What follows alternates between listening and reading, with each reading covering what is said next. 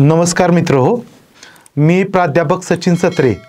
मी या प्लॅटफॉर्मवर जो पोलीस भरतीविषयी मार्गदर्शन सुरू केलेलं आहे त्यामध्ये मराठी व्याकरण हा विषय मी तुम्हाला शिकवणार आहे। तर मराठी व्याकरणाविषयी मी तुम्हाला मराठी व्याकरणाचा अभ्यास कसा करायचा, मराठी विषयाचा अभ्यास कसा करायचा याच्याविषयी मी स्वतंत्र लेक्चर घेईन। आज मी सुरुवातीला फक्त मराठी व्याकरण शिकण्याच्या आधीच्या एक 3 महत्त्वाच्या कन्सेप्ट तुम्हाला सांगणार आहे। तर 3 कन्सेप्ट म्हणजे कोणत्या ते आपल्या रोजच्या वापरातल्या आहेतच। पहिलं कन्सेप्ट म्हणजे कोणत्या, भाषा म्हणजे काय, लिपी म्हणजे काय आणि व्याकरण म्हणजे काय हे तर आपल्याला माहिती आहे।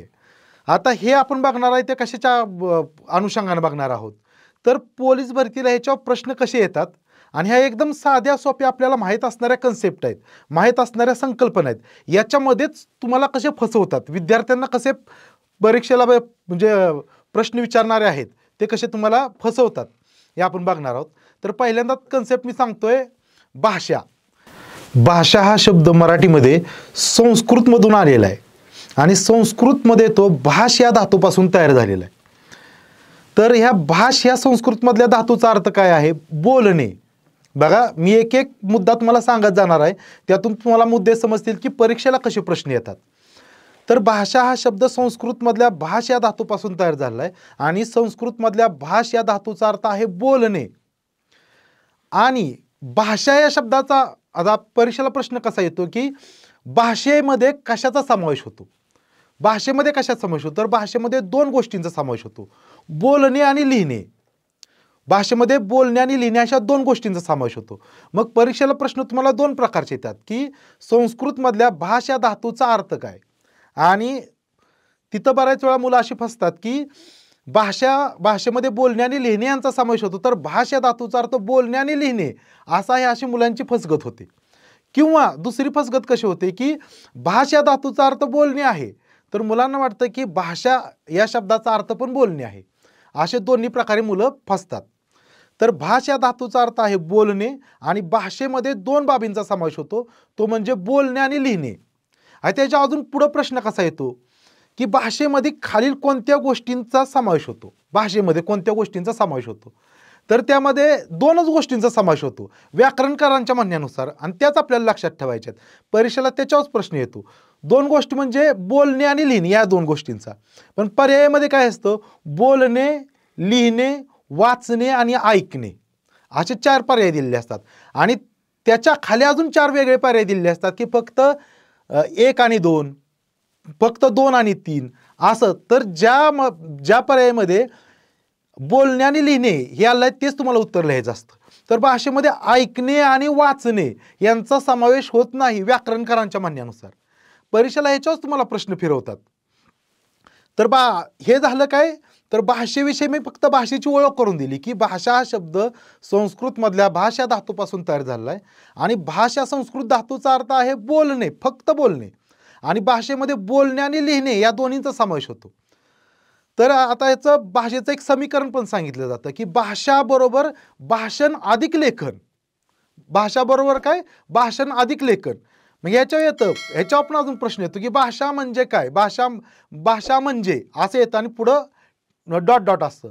तर भाषा म्हणजे पहिल्यांदा असतो भाषण, परत असतं लेखन असं असतं। तर त्यामध्ये तुम्हाला भाषण आणि लेखन असा जो पर्याय आहे तेच तुम्हाला उत्तर निवडायचं असतं।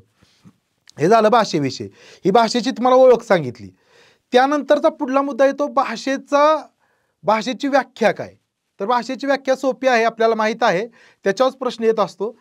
मी तुम्हाला पहिल्यांदा हे सांगतो की मी जे तुम्हाला शिकवताना बोलणार आहे त्या प्रत्येक वाक्यावर जवळजवळ प्रश्न तयार होतो। ज्या वाक्यावर प्रश्न तयार होतो, ज्या मुद्द्यावर प्रश्न तयार होतो, तेच मुद्दे मी तुमच्याशी बोलणार आहे। तर भाषेच्या व्याख्येविषयी पण तुम्हाला प्रश्न येतो। तर भाषेचे साधी सरळ व्याख्या काय आहे की विचार व्यक्त करण्याचे साधन म्हणजे भाषा, विचार व्यक्त करण्याचे साधन म्हणजे भाषा। पहिला पर्याय दिलेला असतो मोबाईल, मुलं अनेक वेळा मोबाईलच उत्तर लिहितात। विचार व्यक्त करण्याचे साधन म्हणजे भाषा असं त्याचं उत्तर आहे।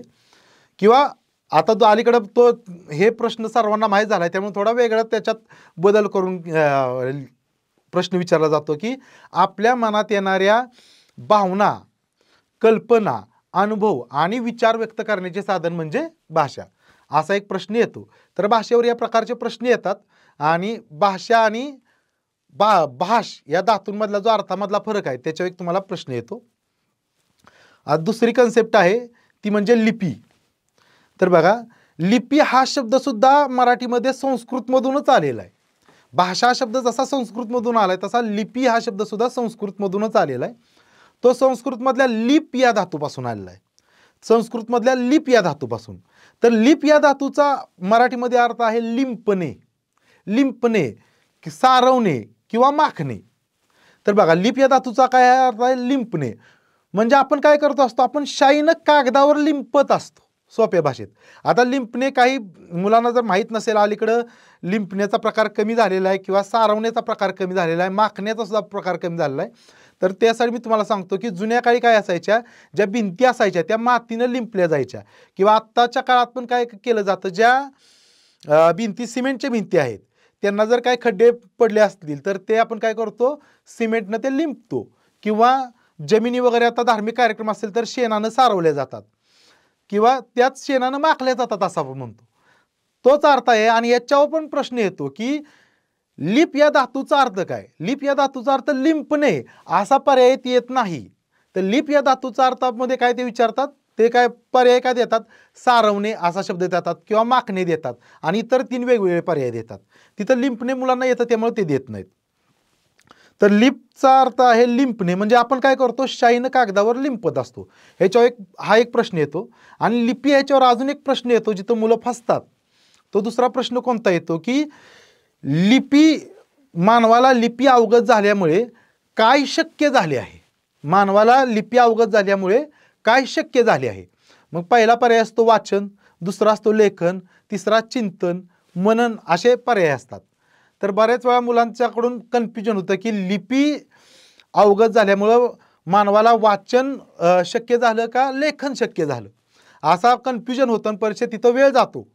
परीक्षेत एक तर वेळ जातो, बऱ्याच वेळा उत्तर निघेल किंवा निघणार नाही, पण वेळ जातो. तेच जर आपल्याला आधी माहीत असेल तर लगेच आपल्याला उत्तर निघतं. आणि बऱ्याच वेळा मुलं वाचन हे पण उत्तर लिहितात. तर लिपी मानवाला अवगत झाल्यामुळं लेखन काय, ही कला म्हणजे लेखन आपल्याला अवगत झाला असा त्याचा ह्या प्रश्नाचं एक उत्तर आहे. लिपीविषयी एवढेच प्रश्न येतात. भाषेविषयी मी तुम्हाला सांगितलं तेवढेच प्रश्न येतात. आता तिसरा मुद्दा आपण बघूया, तो म्हणजे व्याकरण. तर व्याकरणाविषयी, व्याकरणाची जी व्याख्या केली आहे व्याकरणकारांनी ती अतिशय सोपी व्याख्या आहे. ती म्हणजे काय, तर भाषेचे स्पष्टीकरण करणारे शास्त्र म्हणजे व्याकरण.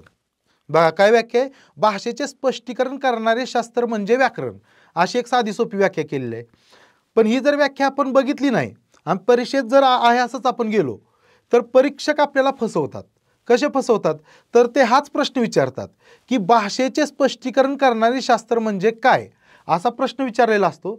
आणि नेमका पहिला पर्याय दिलेला असतो भाषाशास्त्र, आणि मुलं तेच उत्तर लिहून येतात. तर भाषेचे स्पष्टीकरण करणारे शास्त्र म्हणजे काय, व्याकरण. साधी ह्याच व्याख्येवर प्रश्न येतो, जास्त काय अवघड प्रश्न येत नाहीत. दुसरा अजून ह्याच्यावर प्रश्न येतो, तो म्हणजे व्याकरणाला शब्दानुशासन असं एका व्याकरणकारांनी म्हटलेलं आहे. तर ते कोणी म्हटलेलं आहे असा एक प्रश्न येतो. याच्यावरच प्रश्न येतो. आता शब्दानुशासन याचा अर्थ काय मी पुढे सांगतो तुम्हाला. त्याच्या आधी ह्या प्रश्नाकडे आपण बघूया की व्याकरणाला शब्दानुशासन असं कोणी म्हटलेलं आहे. आता व्याकरणाचा ज्यावेळेस आपण अभ्यास करतो त्या संस्कृतमधले एक थोर व्याकरणकार आहेत, आपल्याला त्यांचं नाव आपण ऐकत असतो की व्याकरण शिकताना पण त्यांचं नाव अनेक वेळा येतं, ते म्हणजे पाणिनी. त्यांचं नाव सारखं ऐकून ऐकून आपल्याला वाटतं की पाणिनी हेच उत्तर असेल, पण व्याकरणाला शब्दानुशासन असं म्हटलेलं आहे ते म्हणजे पतंजली यांनी. पतंजली हे योगशास्त्रामधले गुरु आहेत. तर त्यांनी, आता जुन्या काळचे ऋषी होते त्यांचा अनेक विषयातला अभ्यास असायचा, त्यांनी व्याकरणाला काय म्हटलेलं आहे, शब्दानुशासन असं म्हटलेलं आहे. तर बघा आता शब्दानुशासन याचा अर्थ तुम्हाला सांगतो. शब्दानुशासनमध्ये 2 शब्द आहेत, एक म्हणजे शब्द आणि दुसरा आहे अनुशासन. शब्द, आता पहिल्यांदा शब्दाविषयी सांगतो. जगामध्ये म्हणजे आपल्या मराठी भाषेविषयी आपण बोलूया की मराठी भाषेमध्ये एकूण 8च प्रकारचे शब्द असतात. 8च प्रकारचे म्हणजे शब्दांच्या जाती 8 आहेत. त्या शब्दांच्या 8 जातींमध्ये येणारे शब्द हेच शब्द असतात आणि त्यांच्यापासूनच भाषा बनते. तर हे जे सगळे शब्द आहेत, सगळ्या 8 जातींमध्ये येणारे शब्द आहेत, त्या शब्दांना अनुशासन लावणारं शास्त्र म्हणजे शब्दानुशासन. आता अनुशासन म्हणजे काय, तर अनुशासन म्हणजे नियमन करणे किंवा नियम घालून देणे. सोपं आपल्या मराठी भाषेत नियम घालून देणे हा पण पर्याय येतो परीक्षेत. किंवा नियमन करणे, नियमन करणे याचाच अर्थ आहे नियम घालून देणे.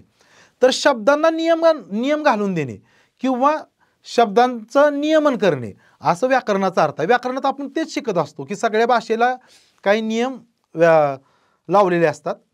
तर व्याकरणाला पतंजलीने काय म्हटलेलं आहे, शब्दानुशासन म्हटलेलं आहे. यातलं शब्द म्हणजे तर सांगितलं भाषा शब्दांपासूनच बनत असते आणि अनुशासन म्हणजे या शब्दांना घातलेले नियम किंवा शब्दांचं केलेलं नियमन म्हणजे व्याकरण. तर अशा प्रकारे आपण 3 कन्सेप्ट बघितलेले आहेत. या तुम्हाला व्यवस्थित समजले असतील अशी मी आशा करतो आणि इथंच थांबतो.